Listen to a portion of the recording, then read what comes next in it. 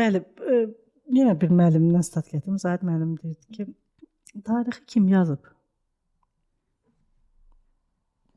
Marağı olan yazıb da. Bəli. Marağı olan yazıbsa, deməli bir çıxarı var da. Ona görə hər tarix yazana da buradan belə başa düşüb ki, tanımaq olmaz. Əslində biz paklığa gəldik. Bəli. Vaxtımız da bilinməz qalıb. Mən çox narahat eləyir. Biz giririk vanna otağına. Deməli, kafeli yumaq üçün ayrıca vasitə, xüsusi bir qoxusu var. Bu qoxunu istifadə maskalardan istifadə etməlisən. Paltarları yumaq üçün bir vasitədir. İndi burada marketinq falan bu şeylərini demirəm, amma bu qoxular, bu onun üzərindən hələ yumşaltmaq üçün başqa bir vasitədir. Yenə də orada bir qoxudur. Mən ümumiyyətlə qoxusuz sabun hələ ki görməmişəm. Bəlkə mən yanlış yerə baxıram. O da ola bilər. Qoxulu sabunlar, bunlar hamısı kimyəvidir. Şampunlar, bədən gelləri, hamısında bir qoxu var. Biz bütün günü təbii olmayan qoxularla öz beynimizi məşğul edirik. Əsasən, əksər vaxtlarda. İndi vurduğumuz ətirlər də nə dərəcədə hələ onda araşdırmasına getməsək. Hələ bir dezodorantımız ayrı qoxur, duxumuz ayrı qoxur.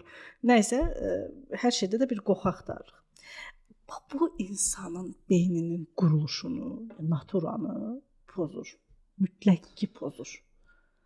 Və burada ximikat gedir əslində. Mən tam tərsi deyərdim. Əksinə o bizim beynimizi aldatmaq üçün olan vasitələrdir.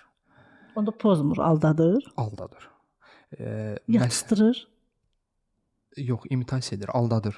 Məsələn, qab yuyan vasitələrin əsasən biz limonlu olanını alırıq. Çünki limon bizim yaddaşımızda, limonun yağı təmizlik qoxusudur. Bu birinci. Və yaxud da ki, paltar yumaq üçün olan vasitələrdə qalxolit deyilən maddə istifadə olunur. Bu, təmizliyin şaxtalı havada yuyulub asılmış bəyazların qoxusudur. Belə düşünün. Sintetik bir qoxudur. Biz daha çox onu alırıq. Niyə? Çünki o bizi aldadır ki, paltar təmizdir. Paltar təmizdir. Və bu belə marketinq hilələrdir onda. Təbii ki. Təbii ki. Yaxşı, bəs bunun ziyanı var axı bizə. Mən bədənimə onun heç bir ziyanı yoxdur. Yox, kimyəvi məhlulsa təbii ki ziyanı var. Kimyəvi məhsuldursa təbii ki ziyanı var. Buna nəzarət edən qurumlar var, buna nəzarət edən beynəlxalq və yaxud da ki, yerli təşkilatlar var, aydın məsələdir.